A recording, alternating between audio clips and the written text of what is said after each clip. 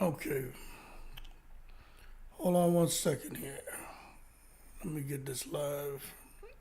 Make sure this live is started, and then I'll start talking. Okay, there we go. Got a commercial. Skip this ad. All right, there. Welcome to Hood Champion Boxing and Sports. In boxing, you find a way to win. You find a way to lose. Listen, people. Gervonta Davis, he's a special fighter, but people need to hold their horses. People going crazy out here, man. It's been going on for a couple of years now, and it's to be expected to want to compare Gervonta Davis to all the other great fighters who came before him, irregardless of weight class. When you just think about a fighter who has the swag, has the power, has the boxing ability, has that killer instinct, and when they get in the ring, when he decides to make his opponents look inadequate, they do it. And for that reason, I think it's fair that we throw Gervonta Davis into those conversations with a Cotto, with the Leonard, with the Hagler, with the Mayweather, with the Felix Trinidad. Hell, even with some of those big boys, a Mike Tyson, a Lennox Lewis.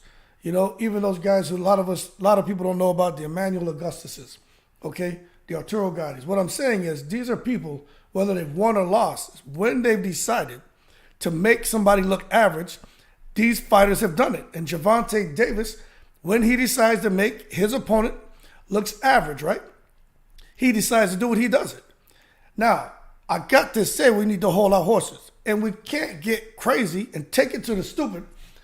And all of a sudden, Gervonta Davis is the next Mayweather. All of a sudden, Gervonta Davis is better than Mayweather. Let me tell you something. It really flared up and got my attention when Davis went on to take on Rolando Romero. Okay?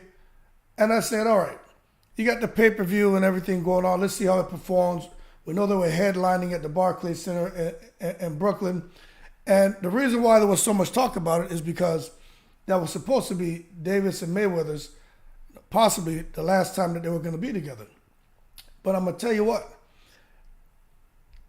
The fact that Davis had knocked out Leo Santa Cruz on pay-per-view, that had a lot of people saying Gervonta Davis is better than Mayweather.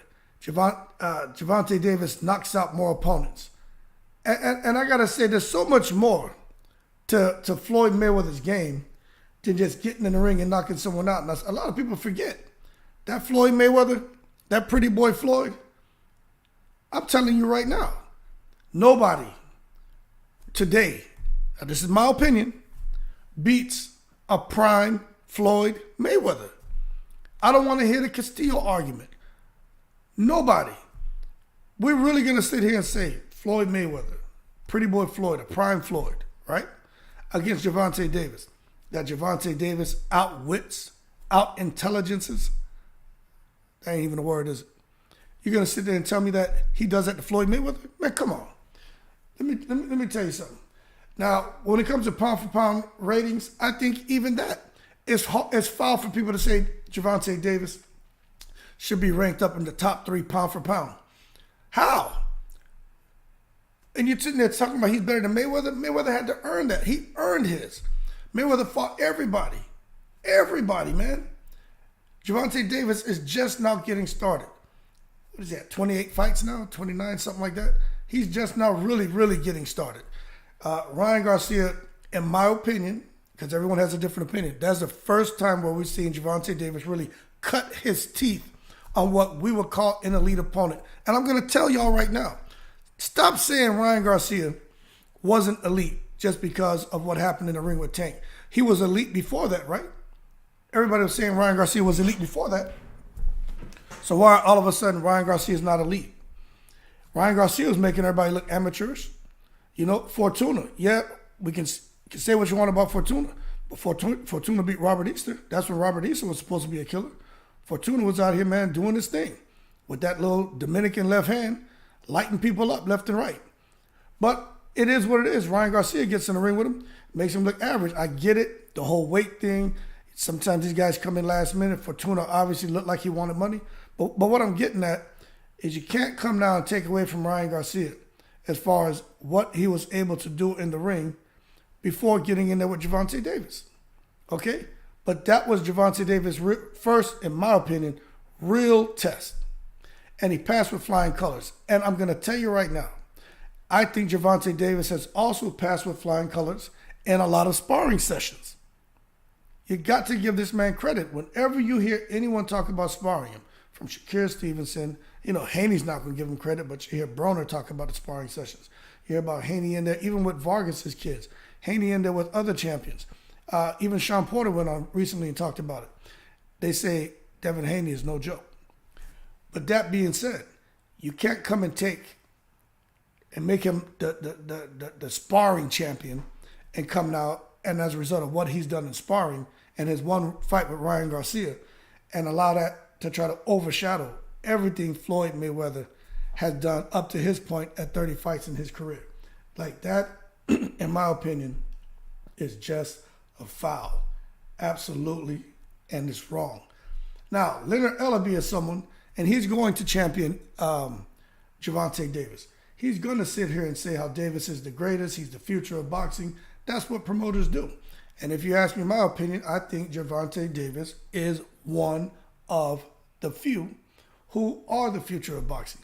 There can be more than one fighter who can carry boxing into the future. You guys know that, right?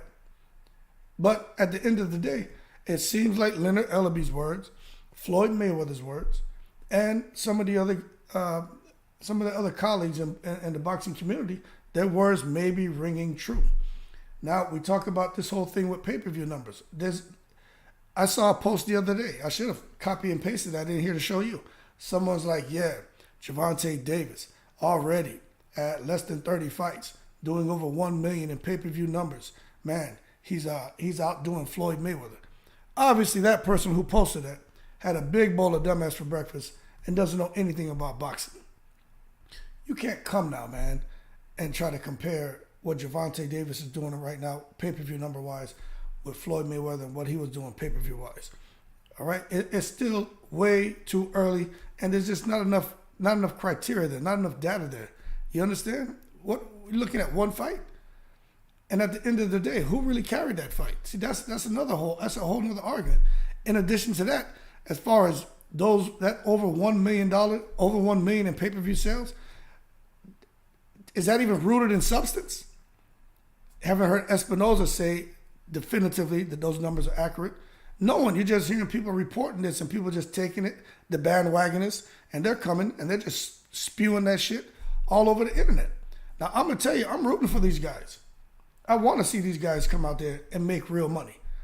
Okay? But I'm not convinced that it did over 1 million in pay-per-view buys because everyone's saying it until I get, in my opinion, a credible source. This guy at IDEC Boxing, hey, he sounds credible, but he got it from someone else, but he won't disclose who told him.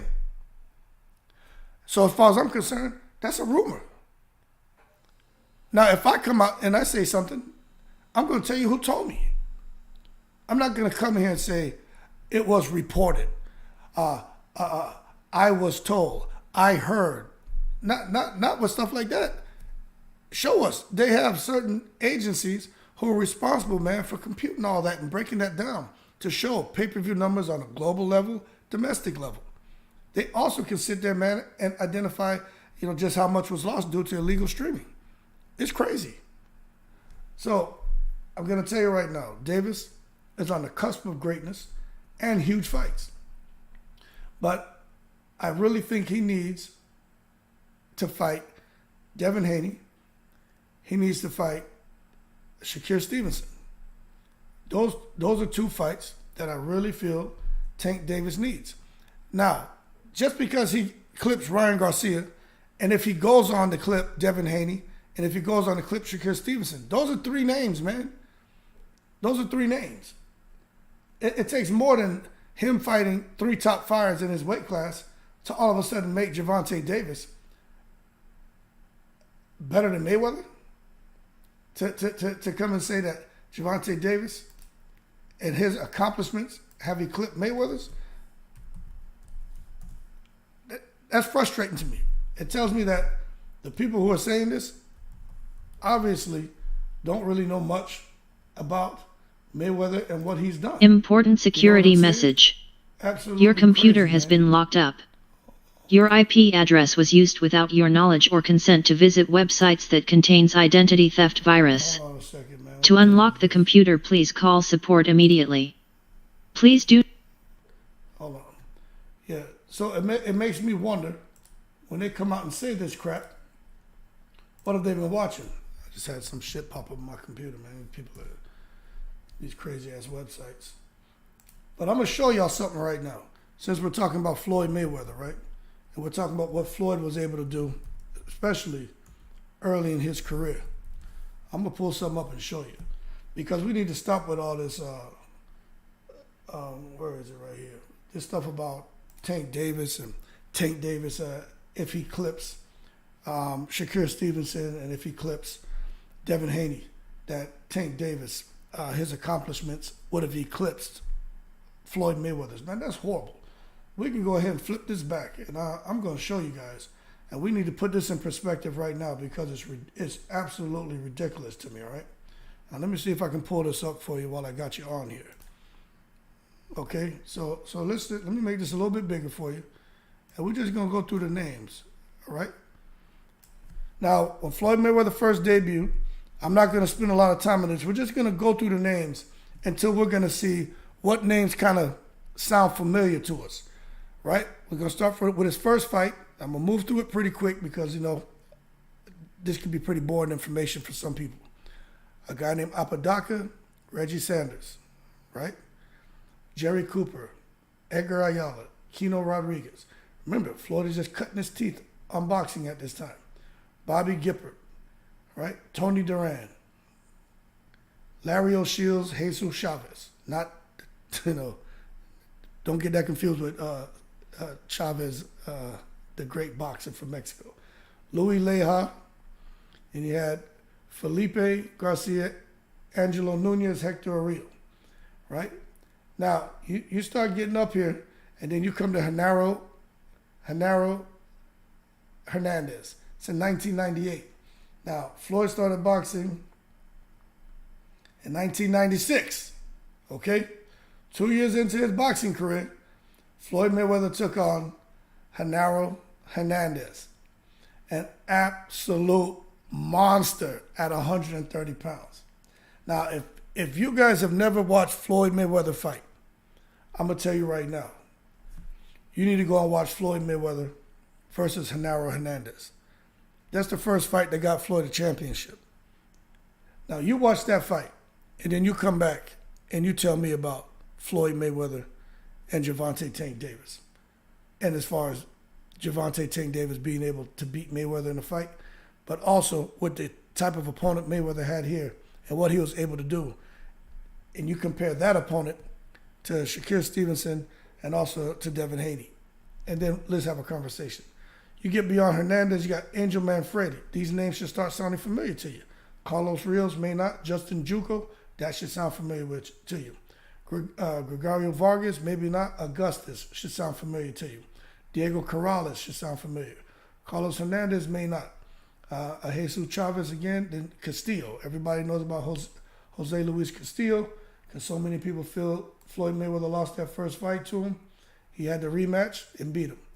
Victoriano Sosa, may not know that name. Endo, Corley, Bruce Ellis, I know that name. Everyone should. Gotti, Shambe Mitchell, Zab Judah, Baldomir, De La Hoya, Ricky Hatton, Juan Manuel Marquez, Shane Mosley, Victor Ortiz, Miguel Cotto. We can go on and on. Guerrero, Alvarez, Maidana, Pacquiao, Berto, then Conor McGregor. So what I'm getting at is, when it comes to where's this thing that I just had up, man?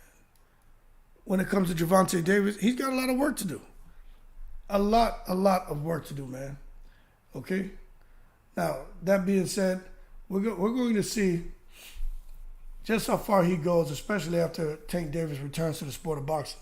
Because if you guys didn't know, Tank Davis is supposed to be sentenced this week.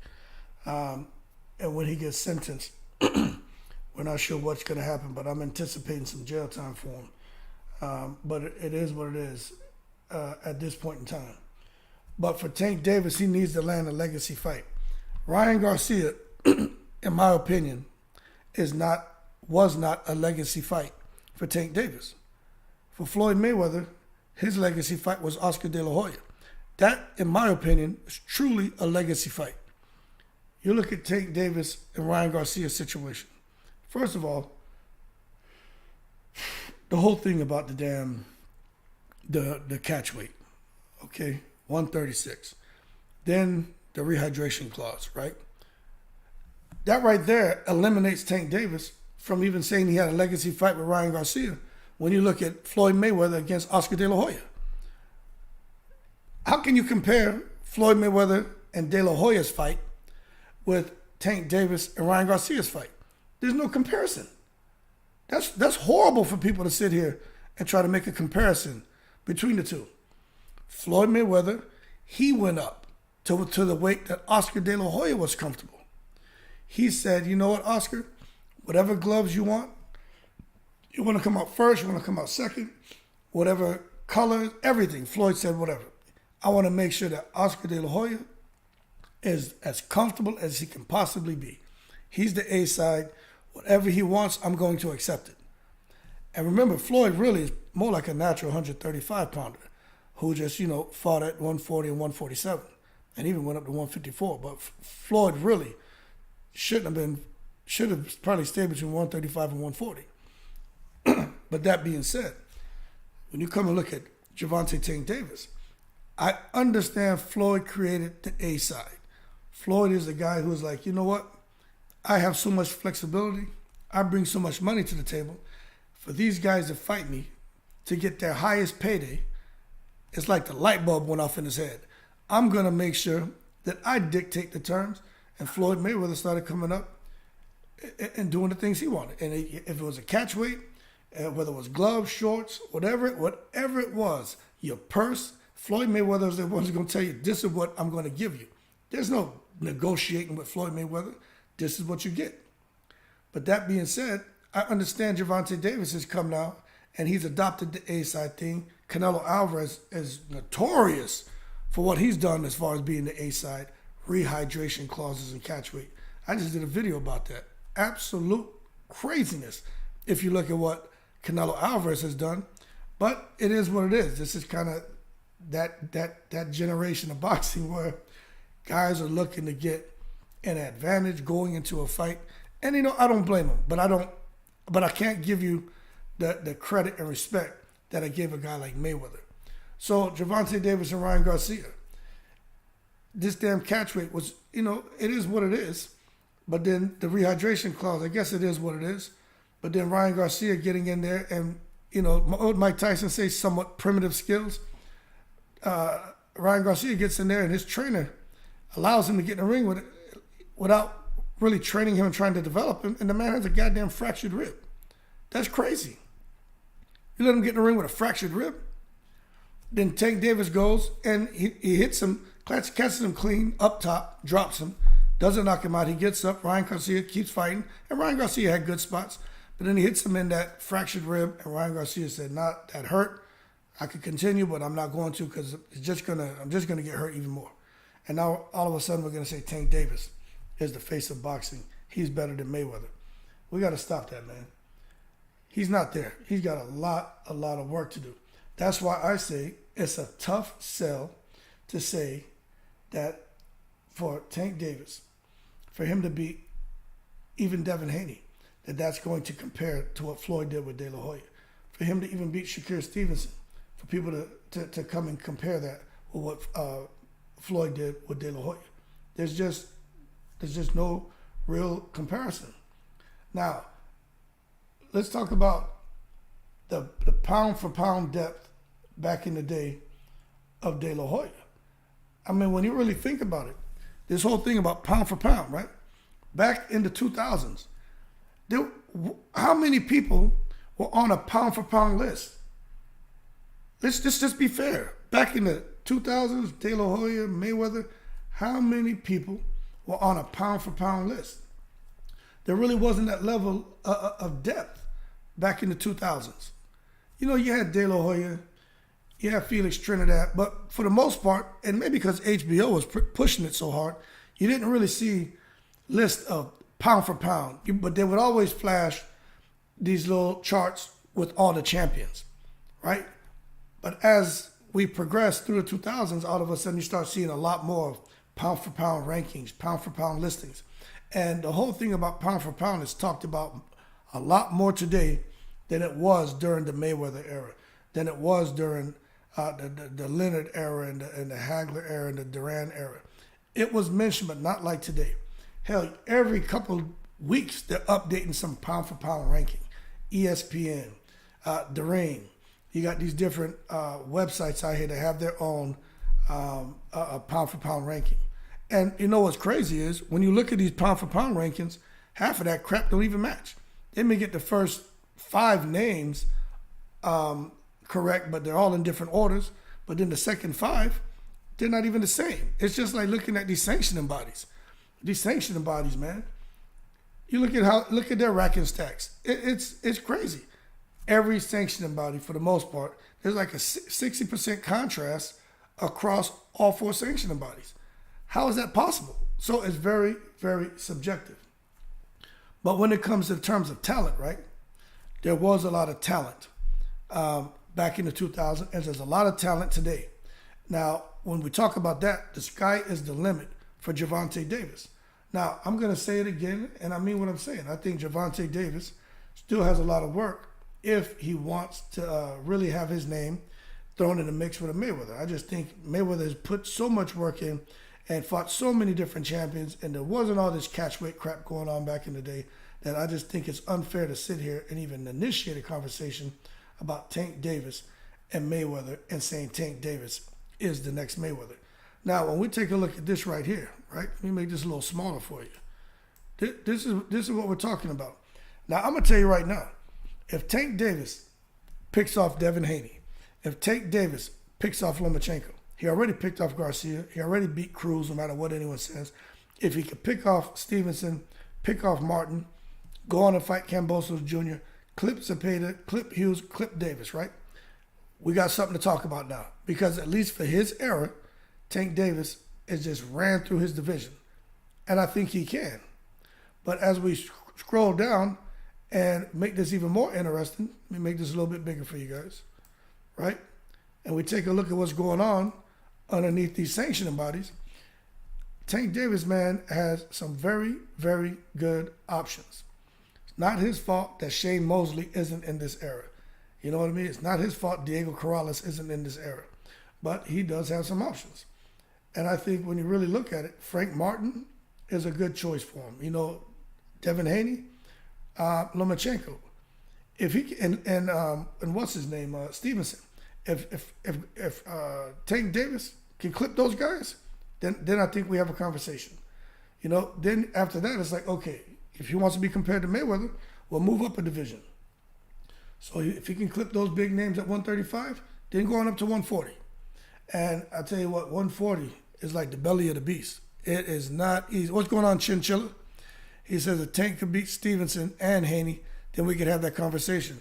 Absolutely. We'd be on the way. But again, you look at how much work Mayweather put in those weight divisions he was in. I mean, it's crazy. But I do agree. Tank, if he gets those 2 big names out the way, then we can really have a healthy dialogue. But he's got to bubble up now. Then he comes to 140. And this is what he's got to look at 140. You can't just come to 140 and just fight anybody. Mayweather didn't. Mayweather was coming up fighting champions. So you got to come up here, a guy like Tank, and he's really got to take a look at, you know, like the winner of Josh Taylor, Teofimo. Matter of fact, Teofimo Lopez said, I just listened to it yesterday. Teofimo Lopez has lost his mind anyway. Teofimo Lopez said he beats Gervonta Tank Davis easy. He said the secret to beating Gervonta Davis, and he claims he told Rolly Romero, the secret to being Gervonta Davis, you beat him by not committing. He said never ever commit to Gervonta Davis, meaning you don't be the aggressor. You have patience, even if the fight is boring, and you let Gervonta Davis come to you. You take a step back and you counter him.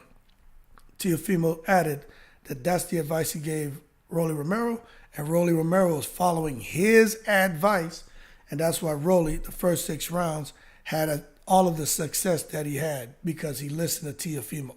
Now, we already know Teofimo is a self-licking lollipop, you know what I'm saying? This man will say anything to make to convince himself that he's the all-knowing, the all-omnipotent, and when it comes to boxing. And to that, I got to tell Teofimo, he needs to hold his horses and not take it to the stupid. Because, let me tell you something, it takes a little bit more than just sitting back waiting for Tank to throw shots and for you to try to counter him. To me, yeah, what's up, Luna? He said Teo lost his mind. Hell yeah, he lost his mind. I think that's a suicide mission. For you to sit back in a ring with Tank Davis, let the fight get boring, and you just don't let your hands go, you know what Tank's going to do? He's not just going to be stupid like Ryan Garcia and just jump in throwing shots. He's going to feint. He's going to step aside. He's going to create angles. He's going to set you up, even with you not letting your hands go. And then once he realizes that he got you, he's going to tranquilize you, man. It's crazy. Chinchilla says 135 to 140 has so much talent. The next couple of years should be fun. The next couple of years could be outstanding, especially if you can get Tank Davis to really come out and fight these guys, which I'm telling you right now, in my opinion, I'm just not so sure he's going to be so quick to fight any of the real threats. But if he does, he gets all the respect in the world, because that is what a guy like Tank Davis, if he wants to be in that conversation with Mayweather, that's what he has to do. Fight Regis Prograis. You know what I'm saying?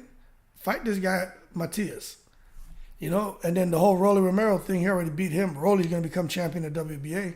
And then let's see what happens with Teofimo and Josh Taylor. But I really would like to see him fight Teofimo if Teofimo wins. But nonetheless, he's got to fight these guys. And then if he wants to really be put in the same category with Mayweather, well, then he got to put him up here. All right? That's a fact. You know, Tank Davis, he wants to be, I'm not saying he wants to. Let me quit saying that because it's not him. People are putting him there saying he's the next Mayweather. He's already done so much more than Mayweather. Not everybody. There's a concentric few. That's why I'm doing this damn live, because it's driving me crazy to hear people talk about that. So first, he did a little bit of work at 130. He's doing some work at 135. That little one win he got with Mario Barrios at 140. I'm not sure how much credit I'm gonna give Gervonta Davis for that win at 140. Let's be real. How much credit you giving him for that win at 140? I know what. Before last week, I gave Tank Davis all the credit in the world for beating Mario Barrios, because I didn't know about the goddamn rehydration clause. Did you? See? I didn't know that. I said, damn, he went up to 140. He clipped Barrios. I've been watching Barrios for years. Barrios can fight. Then you find out about this damn rehydration clause. I'm like, oh, man, come on, Tank. You don't need to do that. Tank Davis doesn't need to put these rehydration clauses in the contract, man. Tank Davis can beat all these guys. I truly believe he can beat all these guys. He has the intelligence, he has the speed, and he has the tranquilizers in both hands. The only shortfall when it comes to Gervonta Tank Davis, in my opinion, is his reach. That's the only thing where I see, if he fights a guy at 147 who has, you know, a 77-inch reach or something crazy, you know, somebody like Crawford his reach is ridiculous, and they just choose to sit back on the outside and just, you know, tattoo him all day, because remember, guys like that have an elite skill level. They're complete fighters as well. To me, it'd be hard for Tank to even get in there and do anything with a guy like that. But that's the only way I see Tank Davis hitting those little roadblocks and impediments, is for him to step up with the elite guys who have much longer reach. That's the only thing. I don't care how fast his feet are. These elite guys at 147 have fast feet too. They think too. They make adjustments. They're doing the same thing that Tank's doing, and they have power. So that's where I think he runs into some problems. But if he kind of picks and chooses who he's going to fight, well, Tank can go to 147 and beat somebody. Not sure he gets a belt. You're telling me Tank Davis can't beat Evander Cien? Y'all telling me Tank Davis can't beat Evander. I'm just being real. Not trying to, downplay Evander. The man's 29-4. He can fight. But I think Tank Davis beats Evander. When I come through here and look at some of these names, Tank Davis, Blair Cobb. You think Blair Cobb beats Tank Davis? Now, don't get me wrong. Blair Cobb is the best fighter in the world, if you ask me. But at the same time, I can't take it to the stupid and say Blair Cobb beats Gervonta Tank Davis. But if Gervonta was to go to 147, who do you think wins that fight? So what I'm saying is, if Blair Cobb somehow stumbles across a belt, once Spence and Crawford decide they're going to move up to 154, or someone's going to eventually fight, and then whoever wins drops the belt, Blair Cobb could end up winning a belt. And if so, then that's where you do like Adrian Broner did when Adrian Broner targeted Paulie Malignaggi. That's where you go after him and try to get a belt. So what I'm saying is, Gervonta Davis still has work to do, man. He's got a whole lot of work to do. So, but that being said, Deontay Wilder, something else that's driving me crazy. People don't want to give this man credit for what he's done in the sport of boxing. They don't want to give this man credit for his punching power, and they keep downplaying his ability to find a way to win in the ring. Now, we've talked about this already. I'm not going to sit there, man, and beat a dead dog. Deontay Wilder and Anthony Joshua fighting the end of this year, right? And the whole matchup's finally coming to fruition. Yay. I say low energy because the fight should have happened years ago, but at the end of the day, we're boxing fans. We're happy to see it happening, right? Now, there was an argument about Wilder and whether he had the highest knockout ratio percentage in the history of boxing, okay, when it comes to heavyweight fighters. And my thing is, of course he does. That's no secret. But at the end of the day, Deontay Wilder has knocked out all of his opponents. Even Tyson Fury, he knocked his ass out in that first fight. But it is what it is. Tyson Fury got up and continued. But he did knock him out. There was only one guy who escaped, but Wilder got the TKO. But yeah, he knocked out everybody. Now let me tell you something. Deontay Wilder right now has a KO percentage of 91.3%. That is crazy. And then there's some people are still saying that Anthony Joshua has a higher knockout ratio of Deontay Wilder. I mean, it's so easy to sit back and do the math. So I went and I found an article where they were talking about it. And it talks about the KO percentages of a guy like Tyson Fury, who has 70% of his wins by KO. Usyk, 65%. Okay, and Joshua's right around 78%. But when you look at it historically, you can start off at number 10, right? Shannon Briggs, 68 fights, 53 KOs. Shannon Briggs has a 77.9% KO ratio. That's very impressive. Crazy Shannon Briggs, Mr. Let's Go champ. He comes in at number 10 as far as the history of heavyweights in KOs. And that to me is crazy. Then you come down and you got guys who are tied for number 8. So this would be like the 8 and 9. Anthony Joshua, 78.6, 28 fights, 22 KOs. Then you got Mike Tyson, same thing. He's tied with Anthony Joshua at 78.6. The difference is, this is why I think Mike Tyson should be above Joshua. He had 56 fights, 44 KOs. So that matters. Then Charles Martin. That's right, the Charles Martin who fumbled across the belt and ended up going over there fighting Anthony Joshua in his first defense, and Joshua tranquilized him in the first round. He has 33 fights, 26 by KO, 78.8% KO ratio. So for those of you who forgot about Charles Martin is actually, man, he's actually made history when it comes to heavyweight boxing. How about that? Then David Haye, 32 fights, 26 KOs, 81% KO ratio. George Foreman, Big George, man, had 81 fights. 68 of his wins were by KO. 84% KO ratio. That's unheard of. Then Frank Bruno had 45 fights, 38 KOs, 84.4%. He's ranked at number 4. Then Vitaly Klitschko's 87.2, 47 fights, 41 KOs. Rocky Marciano is another one. Man had an 87.8% KO ratio, 49 fights, 43 KOs. And then number 1 is the Bronze Bomber. 91.3% KO ratio. 46 fights, 42 of those wins by KO. Absolutely amazing. So they need to stop with this nonsense about where does Deontay Wilder fall. He's the number one. He's the strongest puncher in the history of the heavyweight division. Okay, so I don't know what it is. And that being said, I think he goes on to clip AJ later this year, but we've already talked about that. So Devin Haney, 135. Let me tell you, since we're talking about Tank Davis and him not being the next Mayweather right now, let me tell you something. He may never get the opportunity to really cement his legacy as being a notch above Mayweather. And I'm going to tell you why.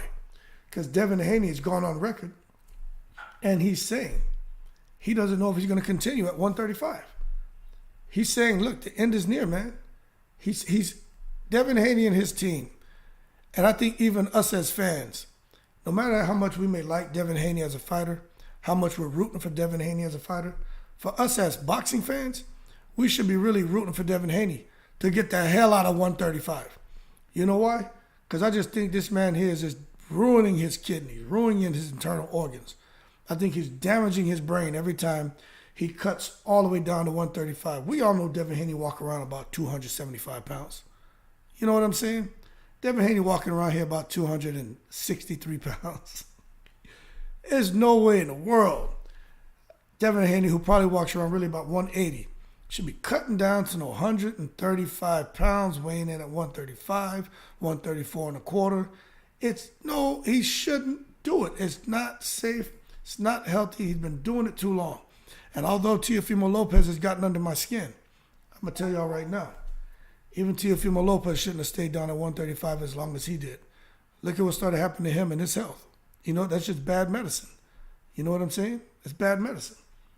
So now, Devin Haney, I think, and his team are sitting back saying, yeah, we probably need to stop this. Because what you'd hate to see is he gets some kind of permanent damage to his internal organs. Chinchilla says, Haney looking like a zombie on the scale. Yeah, he looks ghoulish. He looks like a ghoul on the scale. But what you don't want to see is someone young like that. And I get it. The weigh-in is just a moment in time. They hit the scale for what, 10 seconds maybe? And then after that, they're off to drinking a little water, Pedialyte, go get their little meal with pasta and slowly rehydrate. You know what I mean? Eat little small meals. And then, they come into the fight. Sometimes, man, 10 to 30 pound advantage, some of these fighters. That's why they call them weight bullies. And Devin Haney, hey, look, he's a weight bully, man. It is what it is. But he's saying he's looking to move on. And if he does move on from 135, I'm not saying he won't face Tank or Stevenson ever, but he probably faced them once they move up to 140 pounds. Now, we know Devin Haney has the biggest fight of his career coming up. A huge fight coming up. He's getting ready to defend his undisputed lightweight crown, and he really put the work in to go out there and capture that undisputed title, man. And you got to give him credit. But he's about to fight Vasily Lomachenko. Now, people need to understand this about Lomachenko. Lomachenko is a 3-division world champion. I think some people forget that, right? And also something about Lomachenko. Lomachenko has power. He has boxing ability, right? He has a lot of experience. And I think this is the first time for Devin Haney, kind of like what we saw with Tank Davis and Ryan Garcia, where we said it was Tank's first time fighting a truly elite fighter. No matter what people say about Ryan, look, for Tank Davis, that was his first real elite fighter. There's a reason why they had Tank, Haney, Stevenson, and Ryan. There's a reason why they had them as the four horsemen, the modern day four horsemen. All right, so let's not take it to the stupid and just totally set aside Ryan Garcia. But the same way that was the first time Tank Davis had an opportunity to really cut his teeth on what I would say is a true, maybe 50-50 fight, even though some people disagree with that. It's the same thing for Devin Haney. He's in his first, what some would say, truly 50-50 fight. Some people say this is 80-20, favoring Lomachenko. But then some people say it's 80-20 favoring Haney. What I'm saying is Lomachenko normally looks like a monster once he comes back from a lackluster performance. Okay? Because we saw what happened. He fought, I don't know if that's Linares or if he fought, it was Salido. But anyway, he got in there with Gary Russell, and he just made Gary Russell look, inadequate. And then you saw Lomachenko came out here and fought Jermaine Ortiz in his recent fight, and he didn't look that great against Jermaine Ortiz. Jermaine Ortiz gave him the business the first half of the fight, but Lomachenko pulled it out. So what I'm saying is he had a lackluster performance. Now he's about to fight Devin Haney. And let me tell you something.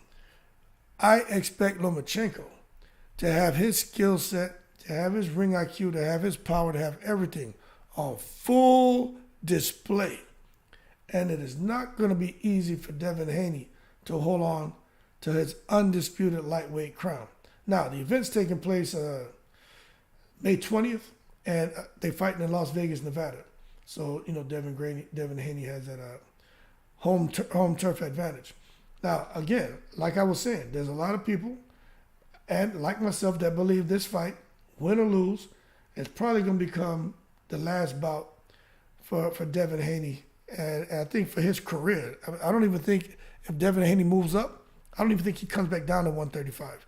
Because I just think he's going to die if he keeps messing around. Loma's going to smoke Devin. I can't wait to win so much money. Hey, that chicken talk, I appreciate you joining on.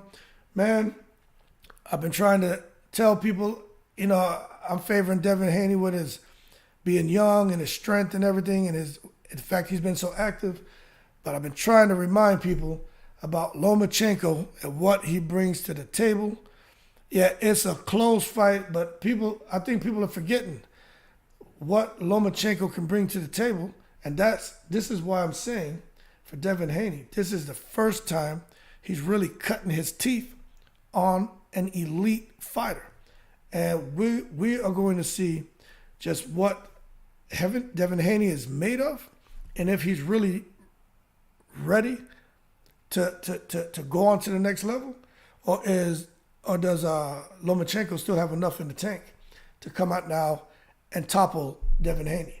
Now, if Lomachenko beats him, especially if he stops him, well, that's going to be crazy, man.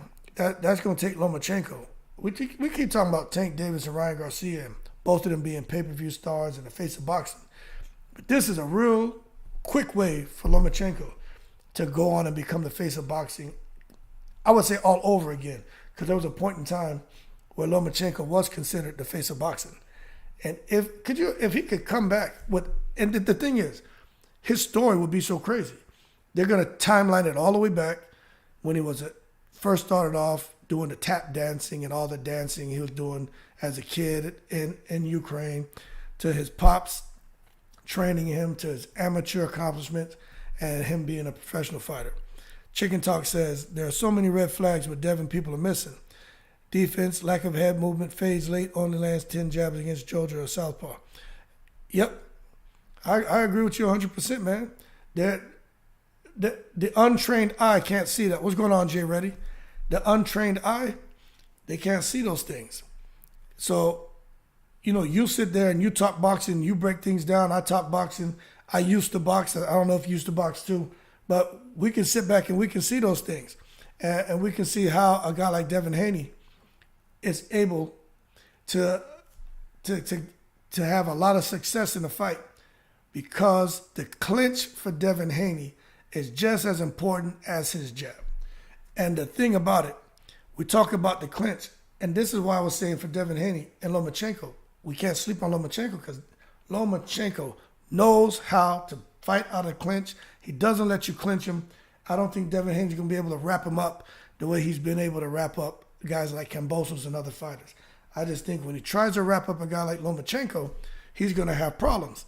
And this is why Devin Haney's dad, and this is my opinion now, this is why Devin Haney's dad is out here saying Lomachenko's a dirty fighter. He can't fight in close.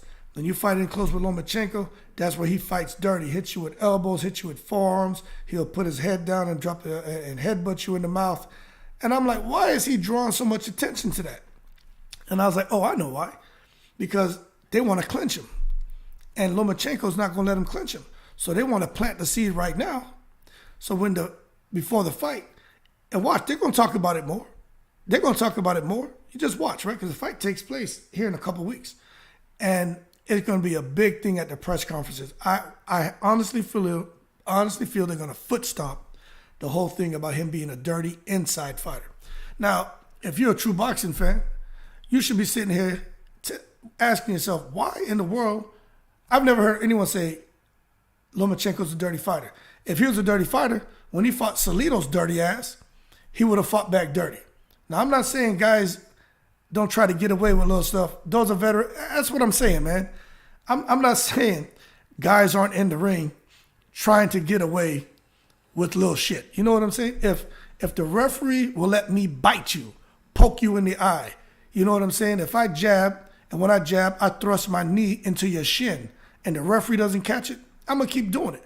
Now, you say, hey, what the hell you talking about, Hood? I mean, I learned a few things, too. I know how to do that shit. You know, I'm saying I did it all the time, but I've done it.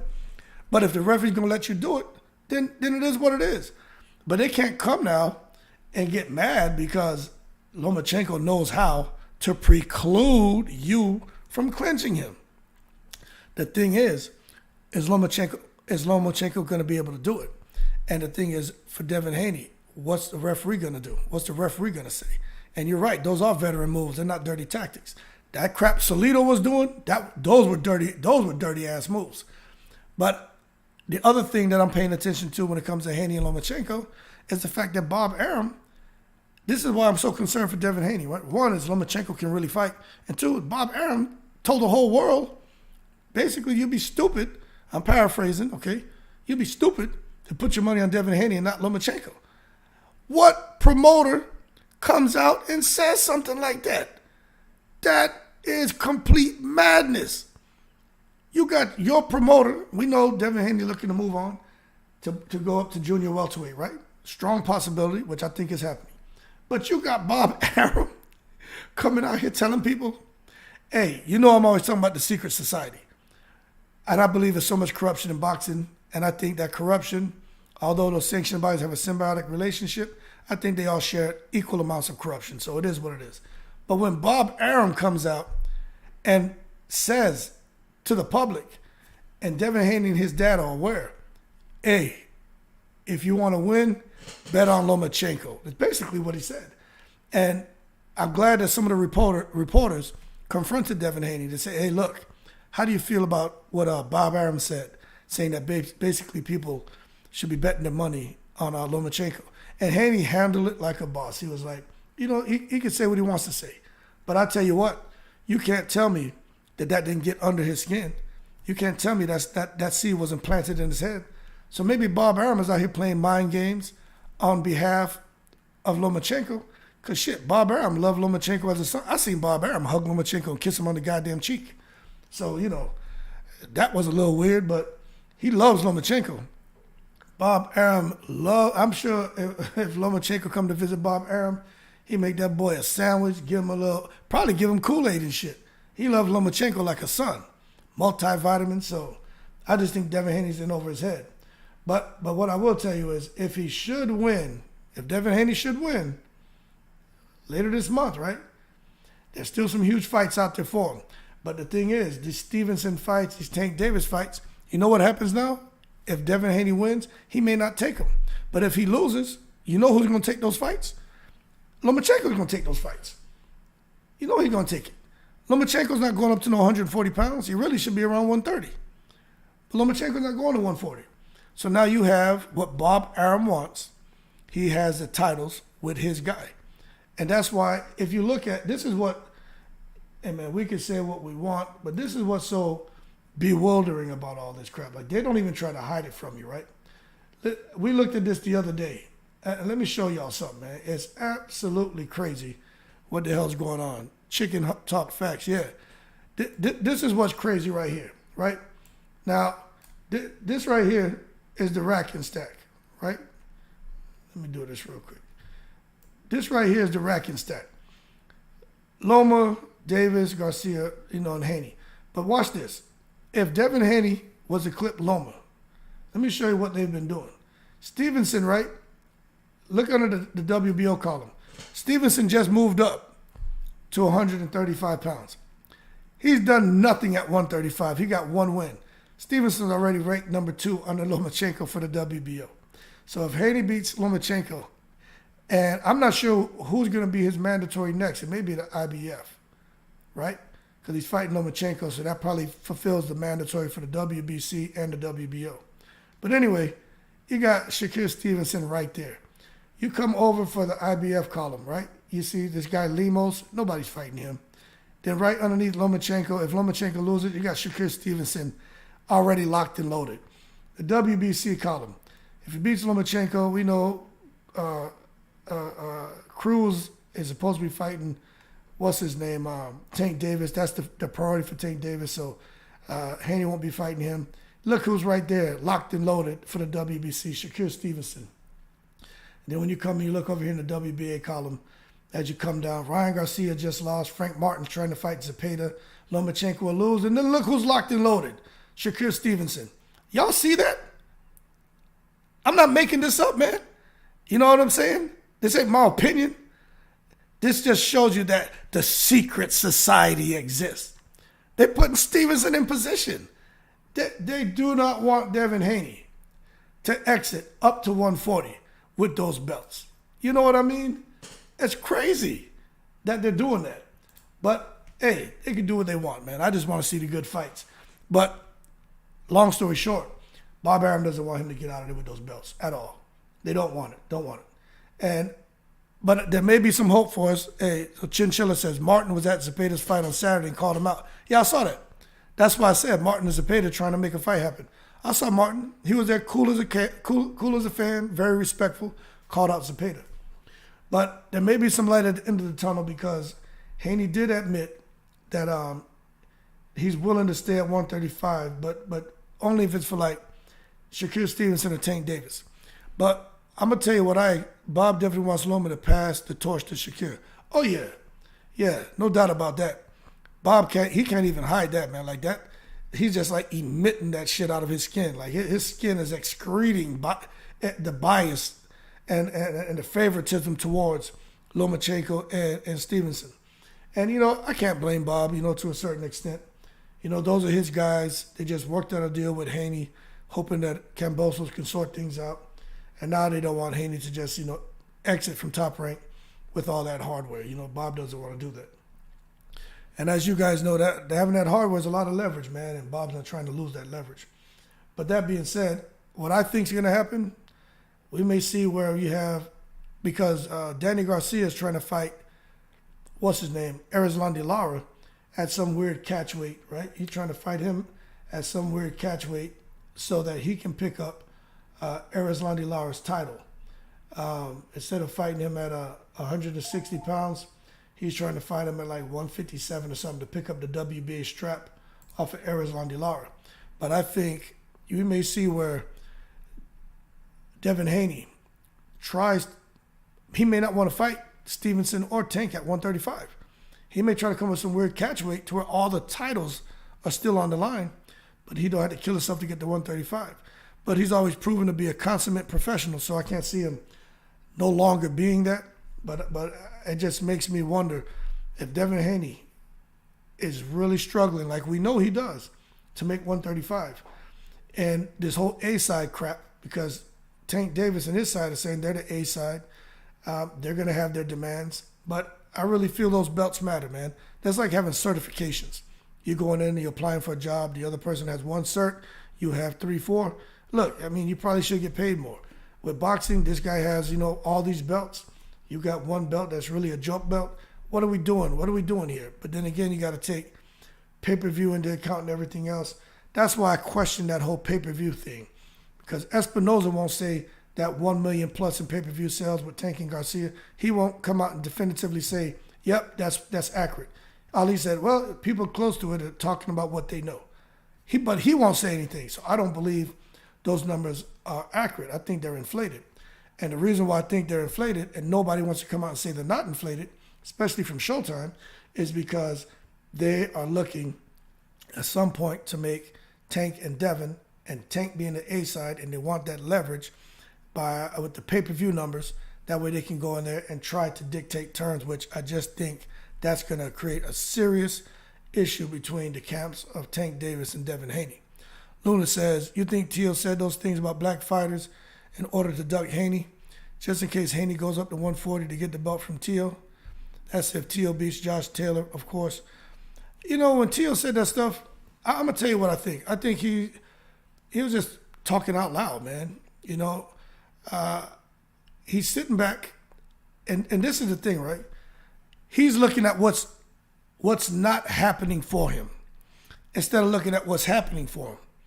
You know what I'm saying? He's looking at Stevenson, Davis, and Big Baby Anderson, right? And he's seeing them on the same fight card. All of a sudden now Top Rank has kind of found their niche and found their way around the urban market. And Teal's like, hey, how come they're not talking about me like this? How come they're not putting me on these exciting fight cards? But goddamn, Teal, you didn't earn the right to be fighting Josh Taylor. They set you up after 2 lackluster performances, and really, most people thought you lost to Sandor Martin, and they're still putting you up here to fight Josh Taylor. My man, quit looking at what everyone else has going on, and you have no control over that. And I think that's where he was just like, oh, they all about the black fighters now because Mayweather, they couldn't get it right with Mayweather. They couldn't get it right with Terrence Crawford, so now they got these black fighters. And I think he feels like maybe they're focusing now on the black fighters, which isn't true. You know what I'm saying? But at the end of the day, there just happen to be 3 black fighters who can fight. You know what I'm saying? It is what it is. Stevenson is a monster, silver medalist. Keyshawn Davidson turned pro, went to the Olympics, won the silver medal, came back. How can you not get behind that guy? Big Baby Anderson is extremely talented, an extremely talented heavyweight who's exciting and knocks people out. And they've learned from their mistakes, and they're trying to get it right. So Teofimo, he's just a clown, man. And I don't think he necessarily is worrying about the whole thing with Devin Haney, and if Devin Haney goes to 140, I don't think he's trying to duck Haney. I think, if anything, Teofimo is just, it's like Christmas Day, and you ask for an e-bike, and then your sibling gets the Oculus. You got what you wanted, right? But then you see like, damn, that looks cooler. Well, now I don't want my e-bike no more. I want the Oculus. And that's him. He's not looking at, he wanted to fight with Josh Taylor. Josh Taylor really should still be undisputed at 140. He's the man. Okay? It is what it is. Forget the Catterall fight. It is what it is. You're getting an opportunity. If Teofimo beats Josh Taylor, you got to put a lot of respect on Teo's name. But he's just, it shows immaturity. But I blame his dad too. There's no way in the world, because when my sons come to me with that shit, this victim stance and all that entitled crap, I kill that. I'm not going to put my sons into the world with that mentality. Nah, I kill that shit at home. But his dad is kind of, exacerbating that bullshit and encouraging it, which is a problem. Chicken Talk says, belts matter depending on who you want it from. Pac has never been unified. There was a time he could have fought Berto to unify, but fought Margarito instead. Better fight. Yeah, absolutely.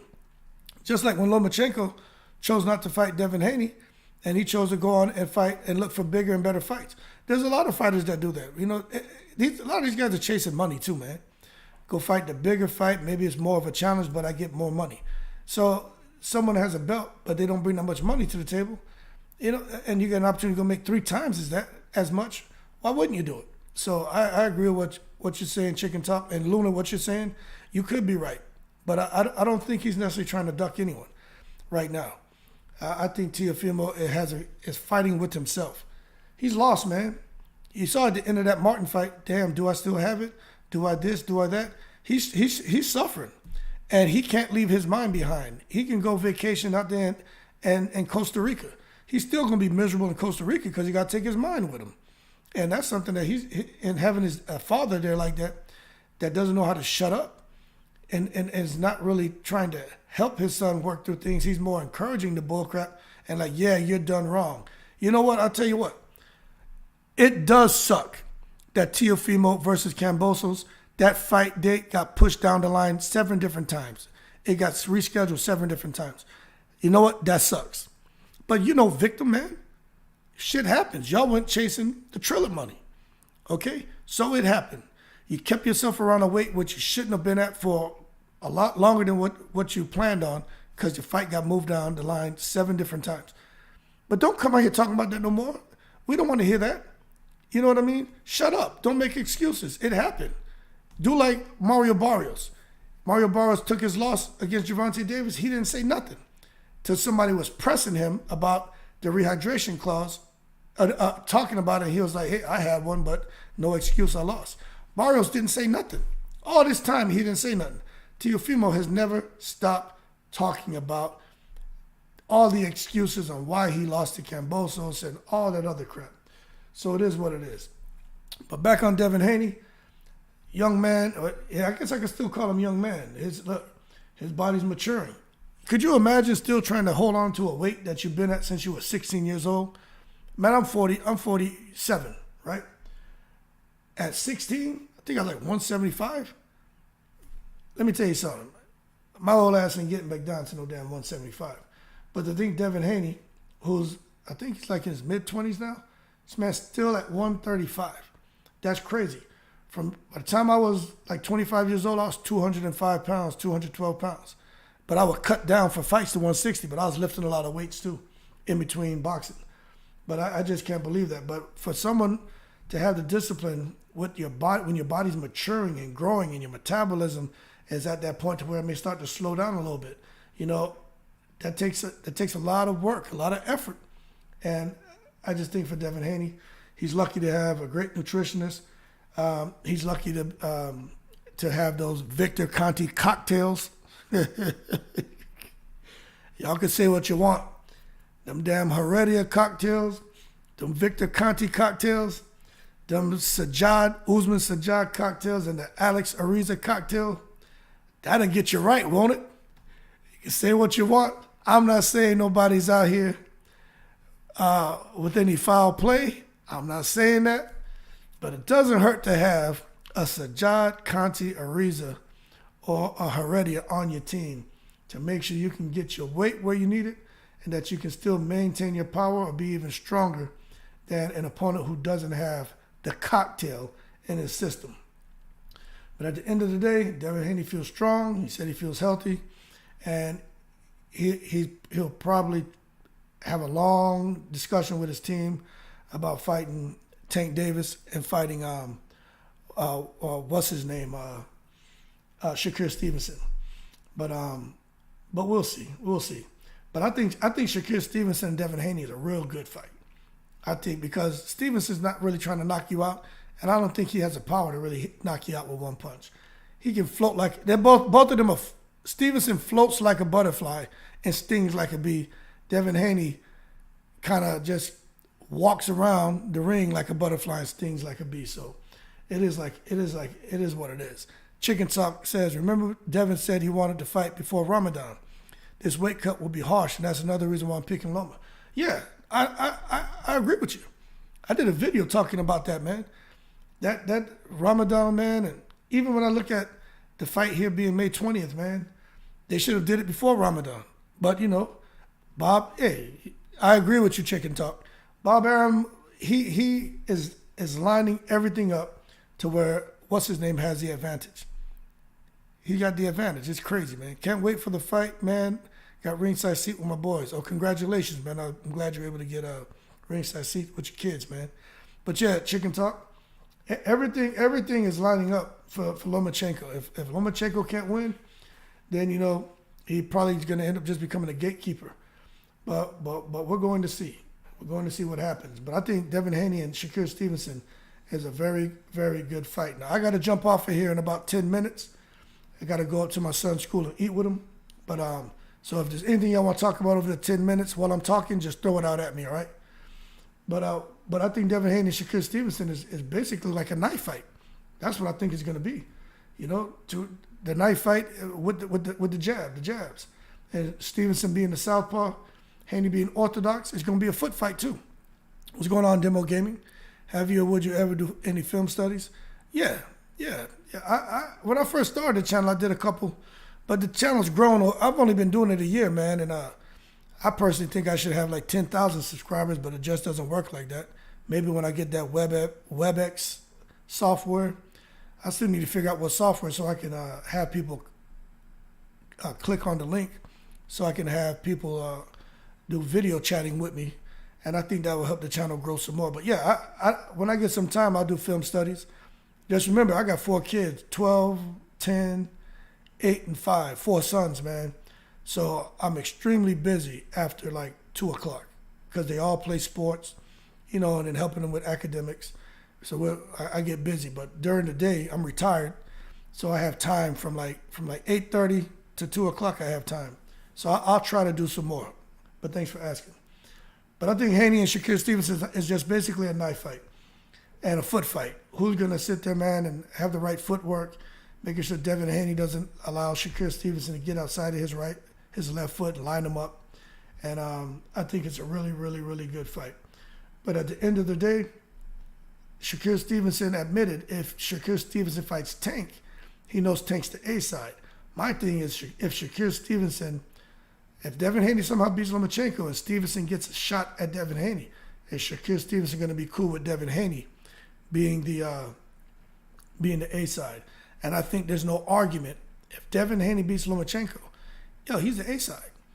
Going against Stevenson, him and Gervonta Davis, he let Leonard Ellaby and Bob Arum and Espinoza and those guys, Al Heyman, try to work that out. Because that is going to be like pulling teeth, getting somebody to concede and allowing someone else to be the A side. That shit's going to be a horrible negotiation. But we'll see. But that being said, man, it is what it is. Devin Haney's the man. He's got the belts. But it could all be coming to an end. And I'd be curious to know if there are any stipulations. What's up, Eric R? Yeah, I agree, man. I think we all agree that Shakur Stevenson is a special fighter.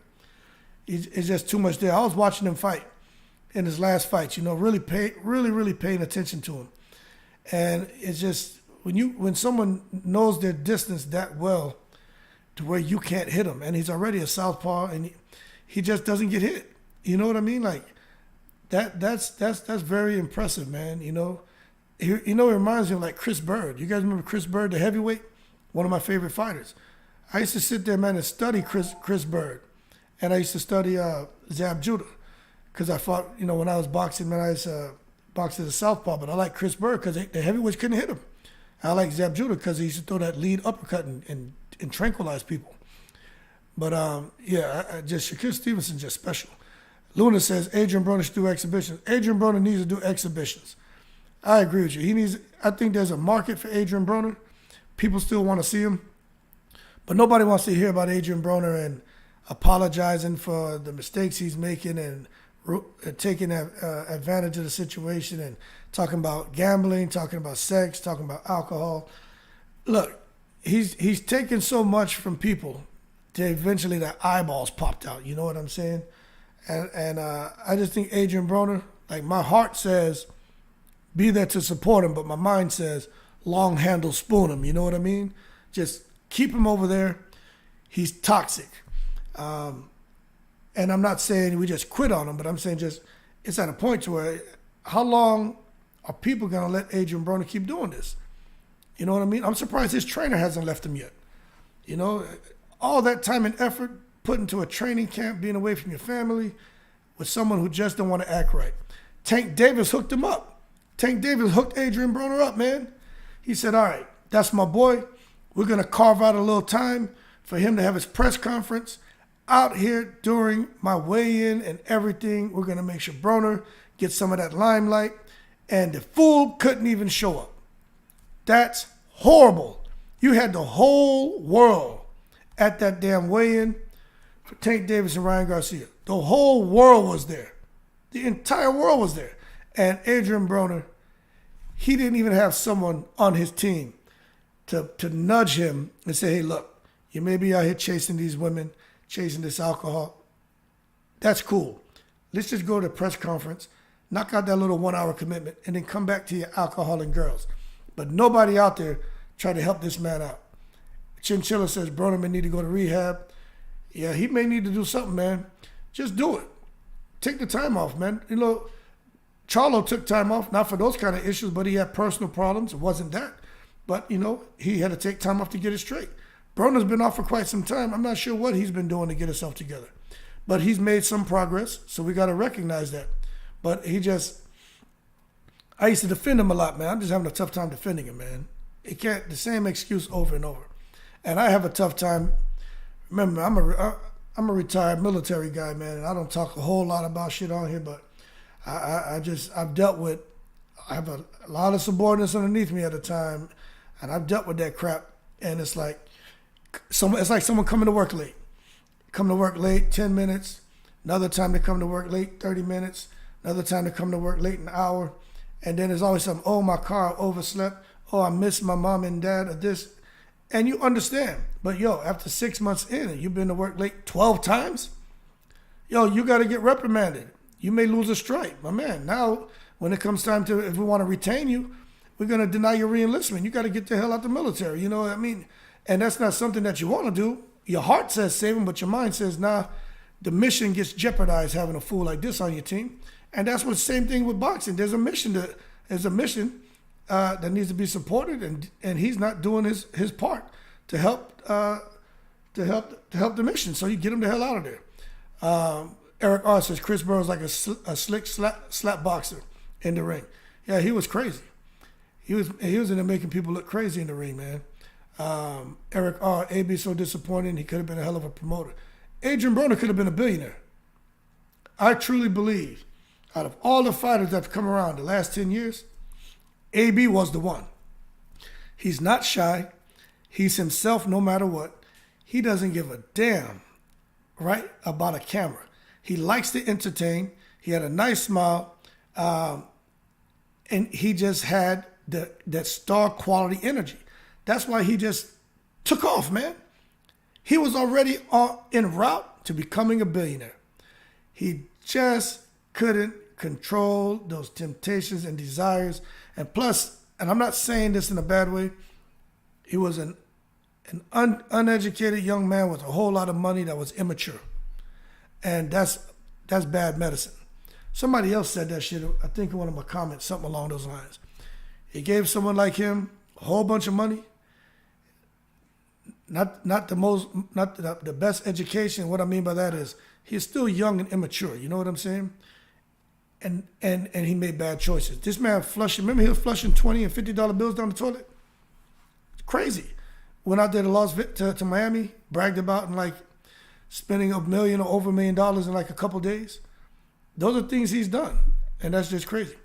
Was AB the favorite going into the Maidana fight? Yeah, he was the favorite. But I'm going to tell you something. I got about 6 more minutes, and I got to jump off. I'm going to tell y'all something about Adrian Broner. Adrian Broner, Maidana, they cheated. They had those gloves. They had those gloves in that Adrian Broner fight that Maidana tried to use on a Mayweather fight, and they didn't let him use it because there was no padding. So Maidana had those gloves, and he had Alex Ariza on his team that was giving him the Alex Ariza cocktails. That's how come Maidana never got tired, and he fought the way he fought the whole fight.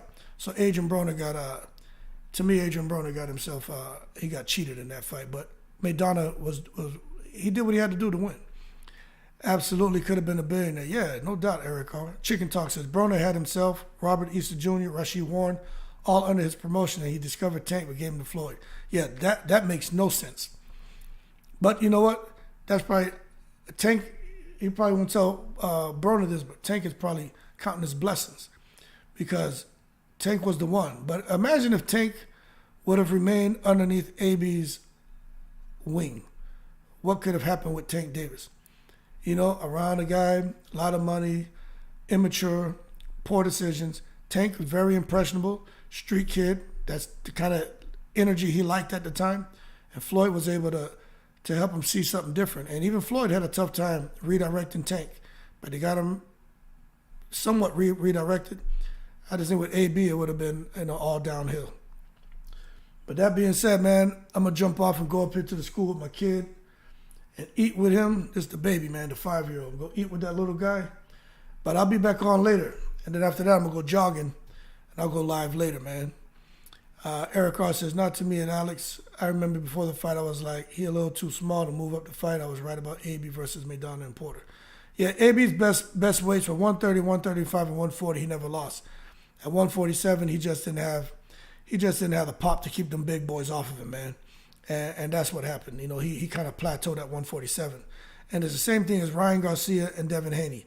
Once they go to 140, that's it. They're gonna pick and choose the right opponents. They'll do fine. But as far as the elite, I don't think they go very far against the elite at 140. So they just, but they got to pick the right opponents to look good. But other than that, I think they peak and they plateau at 140. But that being said, man, I appreciate you guys jumping on the chat. Means a whole lot to me, man. I'll tell you that. If you guys can hit that like button, I'd really appreciate it. That being said, I'm gonna go live. I'll try to go live tonight about 7 o'clock. I'm out here in Texas. I think that's Central Standard Time. Maybe about 7, man. There's no sports today, but I'll try to go live about 7, man. But I'm gonna try to be more consistent going at this time, about 8:30 every day. If I go at 8:30 every day, then you guys can plan on that. And I'll be putting the announcements out on YouTube Live and Twitter, man. He said, if you watch LB's face and heard him when they talked about the gloves, I'll never forget that. Hell yeah. It was crazy. But that being said, fellas, I gotta jump off of here. Y'all keep cool. I appreciate the support as always. Eat something good today and keep safe.